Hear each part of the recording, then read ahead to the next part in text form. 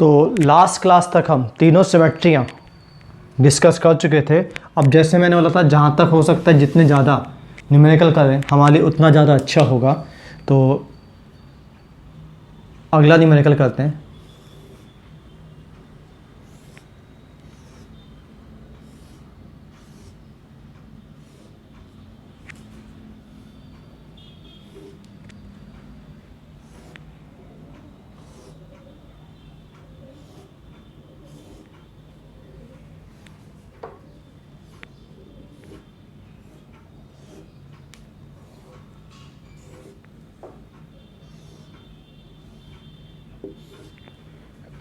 ये इस तरह से दिया हुआ है।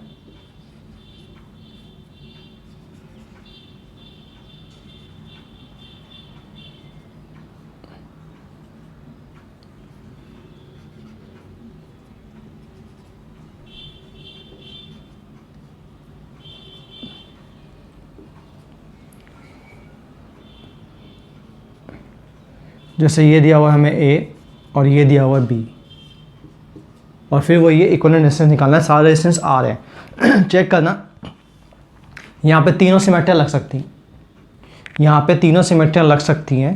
जैसे अगर मान लो मैं बोलता हूँ यहाँ से करंट जा रहा है I, तो करंट के पास तीन रास्ते I1, I2, I3। मैं पहले बात कर रहा हूँ इन और आउट की। अगर यहाँ से इन हो रहा है तो आउट यहाँ से होगा, आउट यहाँ से होगा तो इसका सिमेट्री ये रहा I2, आउट यहाँ से होगा तो इसकी सिमेट्री ये रही I1, आउट यहाँ से होगा तो इसकी सिमेट्री ये रही I3। अब जैसे करंट यहाँ पहुँचा तो करंट के बाद दो रास्ते हैं। मान लो यहाँ करंट जा रहा है I4, यहाँ करंट गया I5। तो चेक करना बेटा करंट I5 इधर से निकल जाएगा। क्यों? क्योंकि अगर यहाँ पे इस पॉइंट पे करंट का एक्सचेंज हो गया तो यहाँ से करंट आ रहा है I2 और यहाँ पे करंट जा रहा है I2। तो अगर इस पॉइंट पे करंट का कोई भी एक्सचेंज हो गया, जैसे यहाँ से सपोज़ ये I6 और I7, तो यहाँ से I6 इधर आ जाएगा। क्योंकि ये जो यहाँ पॉइंट है इस पर अगर करंट का एक्सचेंज हो गया तो करंट का एक्सचेंज होने का मतलब ये होगा कि यहाँ पे ये वैल्यू I2 नहीं रहेगी, यहाँ पे ये वैल्यू I2 नहीं रहेगी। तो अब यहाँ पे ये I5 इधर से इधर जाएगा, I6 इधर से इधर चल जाएगा और I2 सीधा निकल जाएगा। तभी जाके पॉसिबल है कि यहाँ पे कौन सा करंट मिल जाए, I2। सिमेट्री है, सिमेट्री से यहाँ पे यूज़ करूँ तो यहाँ पे अब ये जो पॉइंट है यहाँ पे कनेक्शन हो या ना हो कोई फ़र्क नहीं पड़ेगा। ये मैं समझा रहा हूँ किससे, ये मैं समझा रहा हूँ बेटा इन और आउट से। अब चाहो तो इसको फोल्डिंग से भी कर सकते हो, चाहो तो मिरर से भी कर सकते हो। जैसे अब मिरर के लिए बात करता हूँ,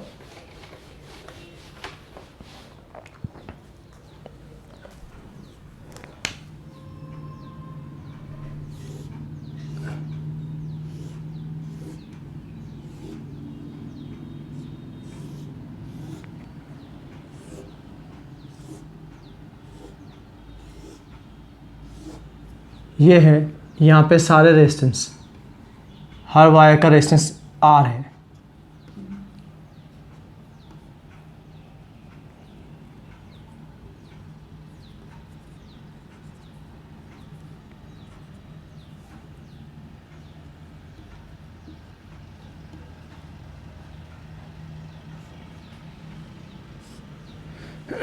जैसे यहाँ पे हर वायर का रेजिस्टेंस है R, ये A और ये B। तो अब चेक करना, अगर मैं यहाँ पे बात करता हूँ मिरर की,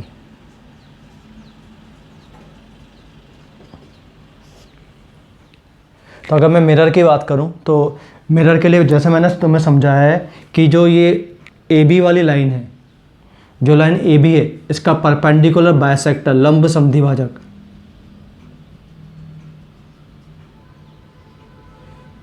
ये मैंने खींच दिया।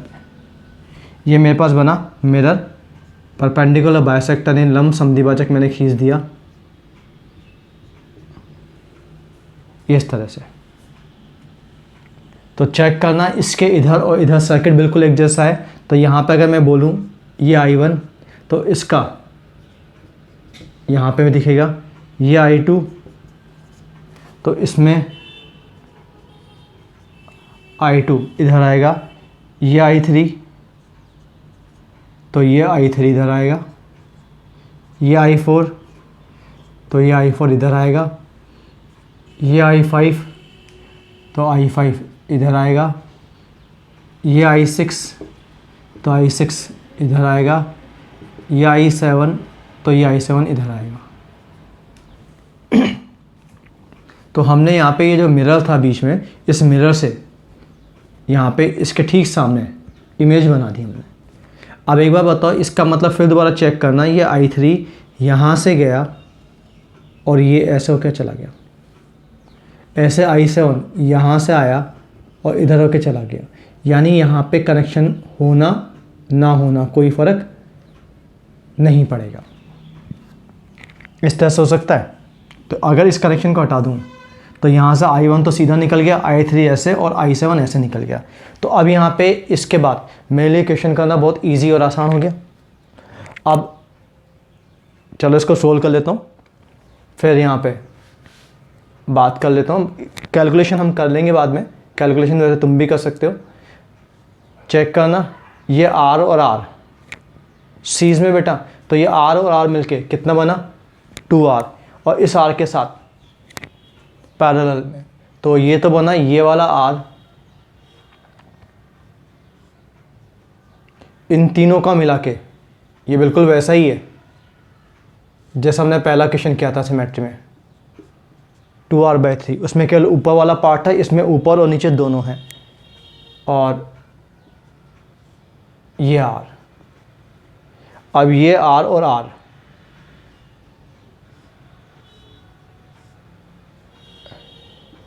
ये R और R, और सिमिलर नीचे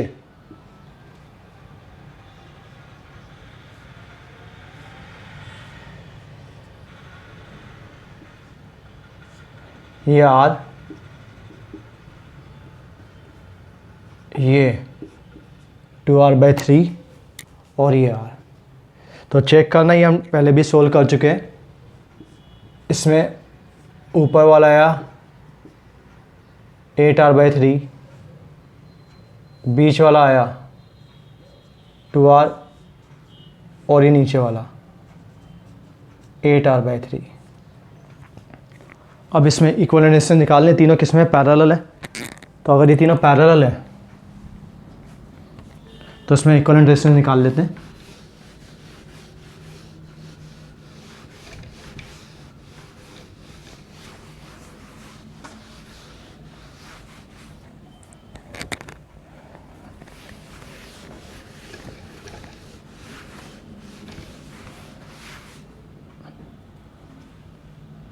one upon 8R/3 plus 1 upon 2R plus 1 upon 8R/3, तो ये आ गया 3 upon 8R, 1 upon 2R, 3 upon 8R।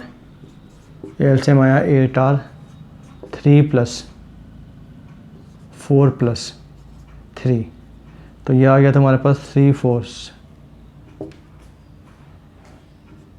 10 upon 8R।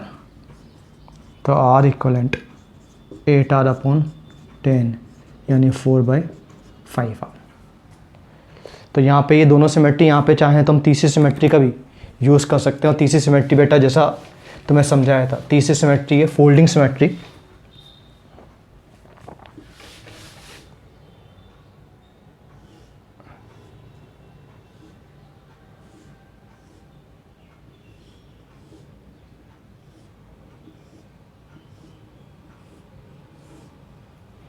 ये सारे रेजिस्टेंस R हैं,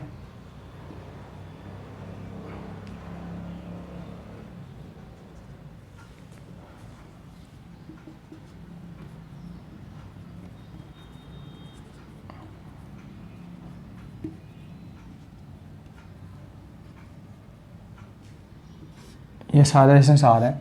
चेक करना, ये है A और ये है B।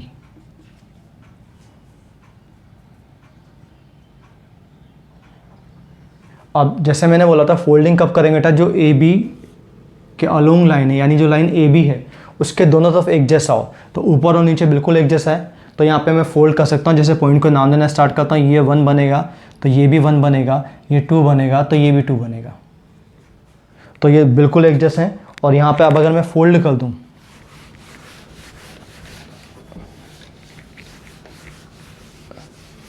फोल्डिंग की बात करना बेटा, फोल्ड कर दूँ, चेक करना मैं इसको ऊपर ले जाऊँ या नीचे ले जाऊँ, कोई फ़र्क नहीं पड़ेगा।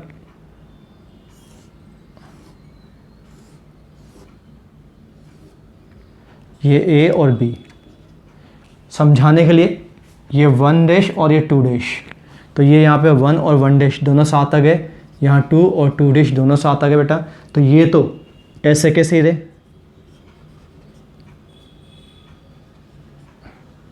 आर और आर चेक करना। अब ये वाला इस पे आके गिर गया तो ये कितना हो गया, r/2। सिमिलरली ये वाला और ये वाला मिल गए तो ये भी कितना हो गया, r/2। ये वाला और ये वाला आपस में मिल गए तो ये कितना हो गया, r/2। ये वाला और ये वाला आपस में मिल गए तो ये हो गया r/2। ये वाला और ये वाला आपस में मिल गए r/2। और ये बिल्कुल हमारा ऐसा फर्स्ट न्यूमेरिकल था। तो यहाँ से अगर तुम्हें प्रॉब्लम नहीं हो तो फोल्डिंग लगा चुका हूँ, मैं बोल रहा हूँ यहाँ से कनेक्शन नहीं रहेगा। कारण हमें पता है, चाहो तो इन और आउट कर सकते हो, चाहो तो मिरर कर सकते हो। यहाँ से करंट सीधा निकल जाएगा और यहाँ से करंट ऐसे ऐसा आएगा। तो चेक करना अब यहाँ पे फ़र्क क्या पड़ा, मामूली सा फ़र्क आया। ये तो आ गया r/2, ये भी आ गया r/2 और ये चेक करना, ये आएगा r/3।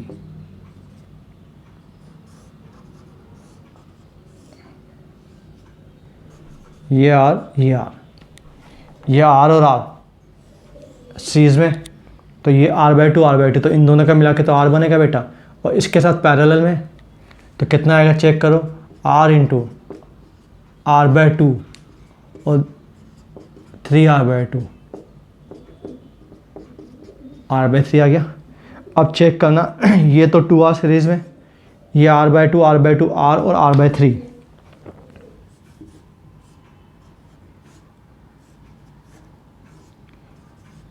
ये तो 2r, ये r प्लस r/3 यानी ये 4r/3। और ये दोनों किस में पैरेलल। अब पैरेलल में अगर मैं यूज़ कर लूँ तो चेक करना, मैं यूज़ करूँगा r1 r2 upon r1 plus r2, ये 3 से 3 गया, r से r गया, चेक करो 8r अपॉन 10 यानी सेम 4/5r। तो मेथड यहाँ पे तीनों लग सकते हैं। ये जो दो लगातार मैंने न्यूमेरिकल लिए, दोनों ऐसे न्यूमेरिकल थे जिसमें दोनों तरह की सिमेट्री यूज़ हो रही है, यानी इन दोनों न्यूमेरिकल में इन और आउट सिमेट्री, मिरर सिमेट्री और फोल्डिंग सिमेट्री, तीनों ही सिमेट्री यहाँ पे यूज़ हो रही हैं।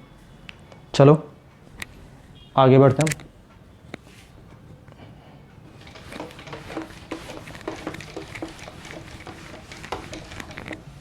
थोड़े से और न्यूमेरिकल की प्रैक्टिस करते हैं।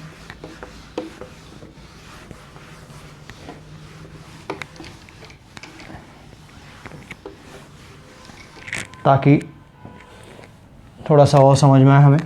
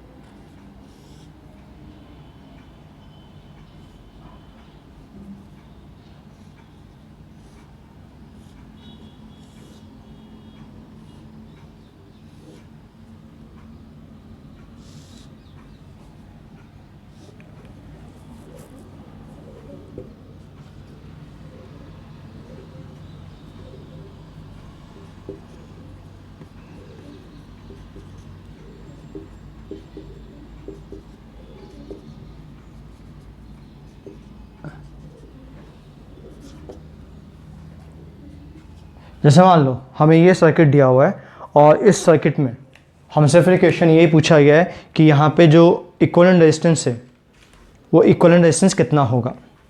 तो यहाँ पे चाहूँ तो थोड़ा सा और बढ़ा सकता हूँ, यहाँ पे आर और आर की वैल्यू, यानी थोड़ा सा अगर यहाँ पे चाहूँ तो और इंट्रोड्यूस कर सकता हूँ और रेजिस्टेंस बढ़ा सकता हूँ।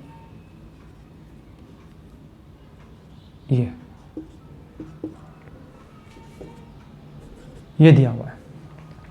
अब हमें यहाँ पे आर इक्विवेलेंट निकालना है, तो चेक करना अगर आर इक्विवेलेंट निकालनी तो पे कौन कौन सी सिमेट्री यूज़ हो सकती हैं इसकी बात करते हैं। सबसे पहले यहाँ पे इन और आउट सिमेट्री यूज़ हो सकती है, यहाँ से इन और आउट सिमेट्री यूज़ हो सकती है। और यहाँ पे अगर मैं चाहूँ तो चेक करना सबसे ज़्यादा ईजी और आसान जो पड़ेगा वो पड़ेगा मेरे लिए मिरर सिमेट्री।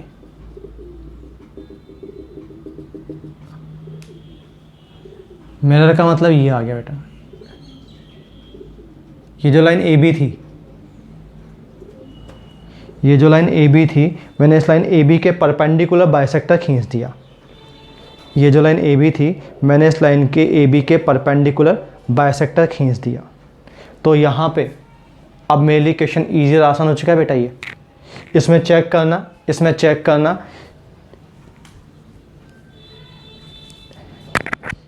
मिरर की बात करोगे तो मिरर से भी हो रहा है, ये इन और आउट से भी हो रहा है, और अगर मैं चाहूँ तो फोल्डिंग से भी हो रहा है। तीनों से। और हम किसी एक मेथड की बात कर लेते हैं। जैसे इन और आउट की बात करूँ तो यहाँ पे I1 I2 I1 I2 check करना। यहाँ पे अगर करंट जा रहा है I3 और यहाँ करंट जा रहा है I4, तो मिरर से बात कर रहा हूँ बेटा। अगर मिरर से बात करूँगा तो चेक करना, मिरर से मैं ऐसा बोल सकता हूँ इसकी इमेज यहाँ पे आएगी तो ये बना I3, इसकी इमेज यहाँ जाएगी तो ये बना I4। सिमिलर यहाँ पे सपोज़ ये गया I5 और ये गया I6, ये मिरर है हमारे पास। इसकी इमेज यहाँ पे I6 और इसकी इमेज यहाँ पे I5। तो एक तरह से ये कनेक्शन यूजलेस है यहाँ पे, और ये कनेक्शन यूजलेस है। तो अब तो क्वेश्चन बहुत ज़्यादा आसान हो गया। चेक करना फिर दोबारा, मैं लिखूँगा ये R और R 2R, और ये R और R 2R, मतलब ये भी कितना है 2R है, ये भी कितना है 2R है सीरीज़ में, क्योंकि आपस में ही है। तो सबसे पहले यहाँ पे ये वाला आया R, ये चेक करना बेटा, ये 2R और ये 2R पैरेलल है, और सेम ऐसा नीचे आने वाला है।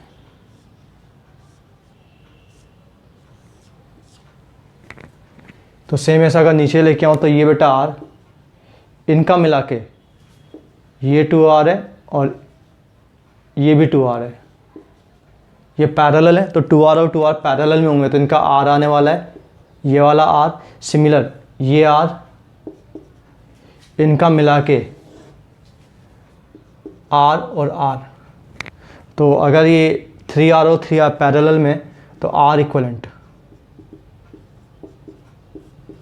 3R/2 आ गया, R इक्वलेंट 3R/2 आ गया। तो ये इस तरह से यहाँ पर, जैसे मैंने बोला, यहाँ पे तुम बाकी दो सिमेट्री भी यूज़ कर सकते हो। यहाँ पे तुम इन और आउट भी यूज़ कर सकते हो, यहाँ पे तुम इन और आउट भी यूज़ कर सकते हो, और यहाँ पे तुम फोल्डिंग भी यूज़ कर सकते हो। यहाँ पे जो तुम्हारी इच्छा हो वो सिमेट्री हम यहाँ पे बहुत आराम से, बहुत ईजी में यूज़ कर सकते हैं। चलो अगले क्वेश्चन की तरफ बढ़ते हैं।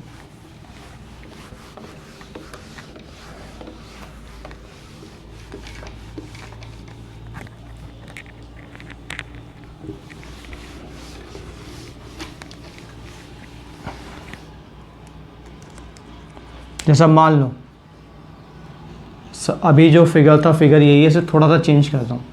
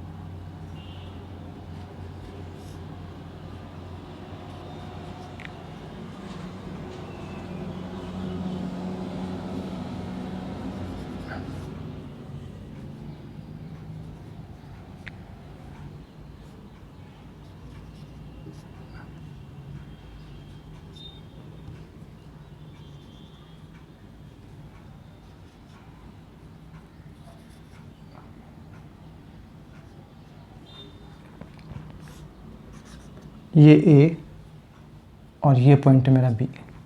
सारा रेजिस्टेंस आर है,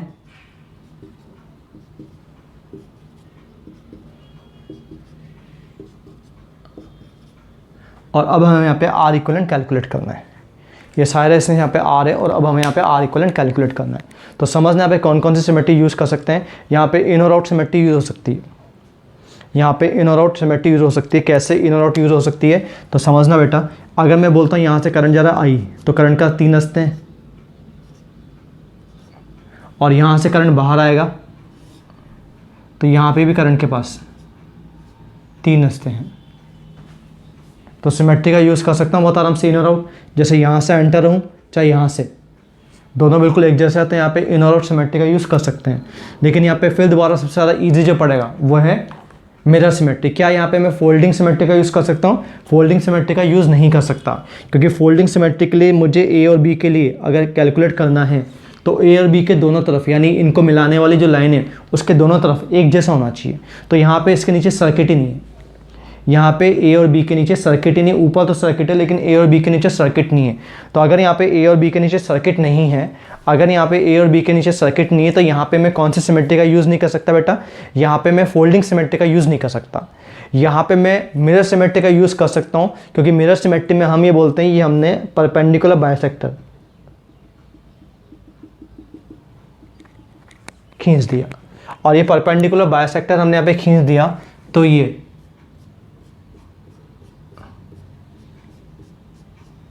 बन गया मिरर। तो इस मिरर में अगर यहाँ पे करंट I1 तो यहाँ पे करंट I1, यहाँ करंट I2 तो यहाँ करंट I2, यहाँ करंट अगर I3 तो यहाँ करंट I3, यहाँ करंट अगर I4 है तो यहाँ पे करंट I4 आ गया, यहाँ करंट अगर I5 है तो यहाँ करंट I5 आ गया। तो अगर हम किसी और मेथड से करते हैं सिमेट्रिकल सर्किट, दोबारा बोल रहा हूँ सबसे ज़्यादा इजी मेथड यही होते हैं इन क्वेश्चन को करने के। आप चेक करना, यहाँ से जो R5 है वो यहाँ से यूँ जा रहा है बेटा, और यहाँ से जो I2 है वो यहाँ से यूँ जा रहा है। इसका मतलब यहाँ पे कनेक्शन हो या ना हो, मैं इसको ऐसे तोड़ सकता हूँ। अब यहाँ पे फिर समझना छोटी सी बात, इसको हो सकता है दिमाग में ही आए,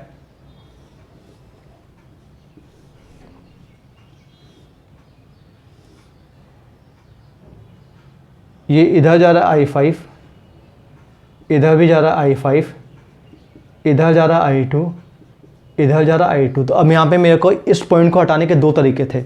एक तो ये जैसा मैंने फिगर में शो किया, दूसरा हो सकता है ऐसे हटा दूँ, पर ऐसे हटा दूंगा तो बात बनेगी नहीं। क्यों नहीं बनेगी बात? क्योंकि यहाँ पे कितना करंट जा रहा है I5 और यहाँ पे कितना जा रहा है I5। कारण समझ में आ गया? मिरर से बात कर रहा हूँ, मिरर में इसकी इमेज यहाँ पे नजर आएगी। मिरर ऐसे रखा हुआ है, अगर मिरर ऐसे रखा हुआ है तो इसकी इमेज यहाँ नजर आएगी। अगर मिरर यहाँ पे रखा हुआ होता तो इसकी इमेज यहाँ नजर आ जाती। अगर मिरर यहाँ होता तो इसकी इमेज, बट अभी तो हमारे सामने जो क्वेश्चन है न्यूमेरिकल है उसके अकॉर्डिंग मिरर ऐसे रखा हुआ है तो इसकी इमेज यहाँ नजर आएगी। तो चेक करना, यहाँ पे अगर मैं इसको ऐसे तोड़ता हूँ, ये जो यहाँ पे पॉइंट था, अगर मैं इसको ऐसे तोड़ता हूँ तो ये I5 है, तो बेटा यहाँ पे ये I2 करंट आ रहा है, ये इक्वल नहीं है, तो ऐसा हम नहीं तोड़ सकते, ये गलत है। तो सही चीज़ ये है बेटा। और अब अगर सही चीज़ ये है तो अब इसमें हमारे लिए इक्विवेलेंट निकालना बहुत ज़रा आसान है। चेक करना, सबसे पहले बात करता हूँ, ये R और R 2R। चेक करना बेटा, ये R, ये जो बात कर रहा हूँ ये R और R ये भी सीरीज में है, तो ये भी कितना हो गया 2R, ये भी कितना हो गया 2R। अब ऐसे ही चेक करना बेटा, यहाँ पे ये R और R ये 2R सीरीज में है, क्योंकि दोनों, ये भी 2R क्योंकि सीरीज में है, तो ये 2R और 2R, यानी ये वाला 2R और ये वाला 2R पैरेलल में है, तो कितना हो बेटा R हो गया बेटा। तो चेक करना, ये R, ये पूरा R और ये वाला R,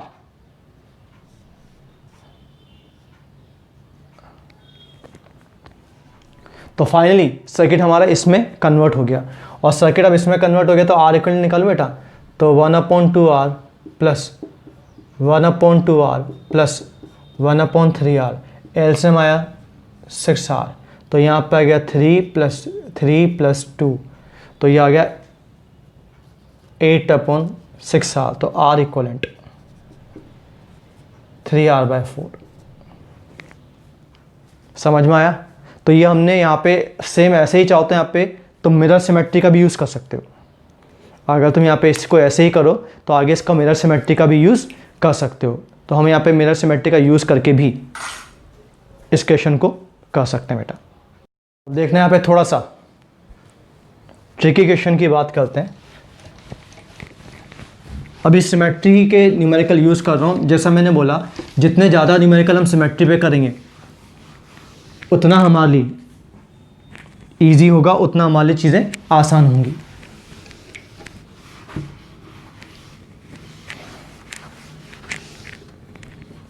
जैसे मान लो अब मुझे दिया हुआ है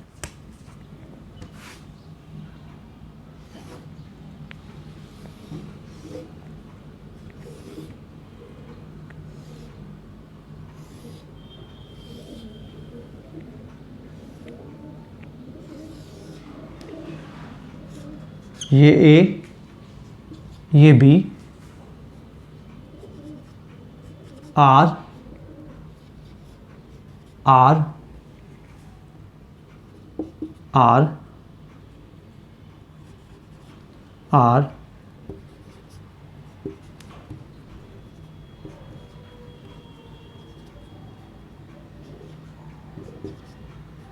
ये दिया हुआ है। तो इसमें कौन कौन सी सिमेट्री यूज़ कर सकते हैं? जैसा तुम सबको पता है, यहाँ पे मैं सिमेट्री यूज़ कर सकता हूँ, एक तो इन और आउट, एक यूज़ कर सकता हूँ यहाँ पे मिरर। मैं यहाँ पे फोल्डिंग यूज़ नहीं कर पाऊँगा, ये बिल्कुल वैसा क्वेश्चन है जैसा भी हमने जस्ट पिछला क्वेश्चन किया है। तो चेक करना, यहाँ पे अगर मिरर सिमेट्री यूज़ कर लो तो यहाँ करंट I1, तो यहाँ current I1, I2, I2, I3, I3, I4, I4, I5, I5। तो यहाँ पे जो कनेक्शन हटेगा बिल्कुल वैसा ही क्वेश्चन है जैसा भी हमने किया हुआ है। तो अब यहाँ पे ये क्वेश्चन चेक करना, ये वाला नीचे रेजिस्टेंस आया R, ये R और R सीरीज में आ गए, तो ये आ गया 2R, और ये सीरीज में 2R इसके साथ पैरेलल, तो ये R, ये 2R/3 इनका मिला के, और ये R। अब इनको यूज़ करूँ बेटा तो ये आ गया 1/, ये बेटा इन तीनों का 8R/3 आएगा सीरीज में, तो 1/R plus 1/2R plus 1/8R/3, तो एलसीएम 8R आ गया बेटा, ये 3 ऊपर चला जाएगा यहाँ पे, तो यहाँ पे आ गया 8, यहाँ पे आ गया 4, और यहाँ पे आ गया 3, तो 8 और 4 12 और 3 15, तो यहाँ पे जो R इक्वलेंट आएगा वो आएगा 8/15R। तो ये अगेन सिमेट्री का यूज़, मैं जैसे सिमेट्री पे न्यूमेरिकल स्कैन ज़्यादा कर रहे हैं, हमें देखते ही पहचान में आ जाना चाहिए कि किस तरह से न्यूमेरिकल को कर रहे हैं। अब चेक करना, यहाँ पे एक न्यूमेरिकल ऐसा है बेटा, पिरामिड बना हुआ है,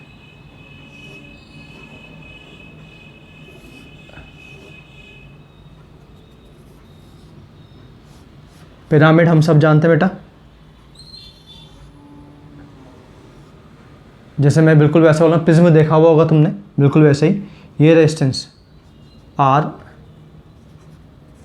ये रेजिस्टेंस भी R, ये R, ये R,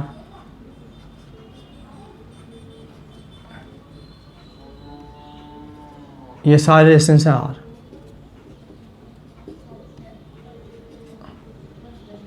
और ये है ए और बी। अब हमें यहाँ पे ए और बी के लिए इक्विवेलेंट डिस्टेंस निकालना है।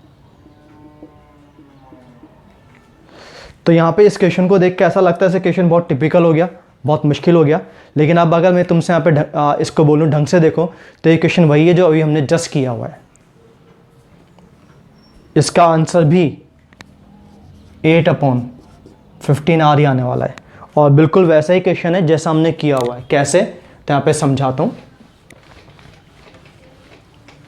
किस तरह से हुआ ये। चेक करना कि मैंने पॉइंट को नाम लेना स्टार्ट किया। ये पॉइंट हो गया C, ये पॉइंट हो गया D और ये पॉइंट हो गया E। अब हम यहाँ से इसको ऊपर से देख रहे हैं बेटा, मतलब इसको अगर मैं ऐसे ऊपर से देखूँ, ये जो पिरामिड था इसको अगर मैं ऊपर से देखूँ या मैं बोलता हूँ ऊपर से प्लेस कर दूँ तो ये ऐसा दिखेगा। ये A, ये B, ये C, ये D। बेटा इसको दबा दूँ नीचे, ये ऐसे ऊपर था ना, इसको नीचे दबा दूँ या ऊपर से ऐसे देखूँगा, ऊपर से ऐसे देखूँगा तो ये नीचे दब के आएगा। तो बेटा या क्या यहाँ पे E बीच में आएगा क्या?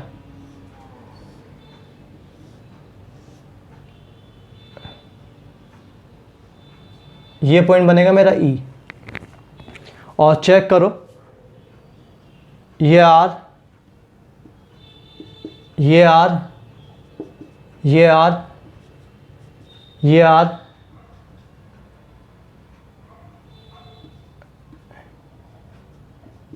ये R, ये R, ये R। तो चाहे फिगर ये दो ये दो, बात तो एक ही है, सिर्फ देखने का तरीका बदल गया। जैसे यहाँ से खींच के ऐसे ऊपर ले जाऊँ तो ये फिगर बन जाएगा। तो अभी इसका जस्ट हमने कैलकुलेट किया, अभी जस्ट हमने समझा यहाँ पे कौन सी सिमेट्री लगाई थी, मिरर सिमेट्री लगाई थी। तो यहाँ से ये चला गया और यहाँ से चला गया। तो इसका आंसर भी सेम क्वेश्चन आगे वैसा ही है जैसा अभी हमने किया हुआ है। तो सिमेट्री के ऊपर ही कुछ क्वेश्चन हालांकि भी ख़त्म नहीं हुए, सिमेट्री के ऊपर भी और क्वेश्चन करने और न्यूमेरिकल करने, तो जाके हम इसमें और ढंग से बात कर पाएंगे। तो यहाँ पे जैसे अभी क्यूब वाले क्वेश्चन आएंगे और दूसरे क्वेश्चन भी आएंगे, तो आगे भी सिमेट्री कंटिन्यू करेंगे बेटा।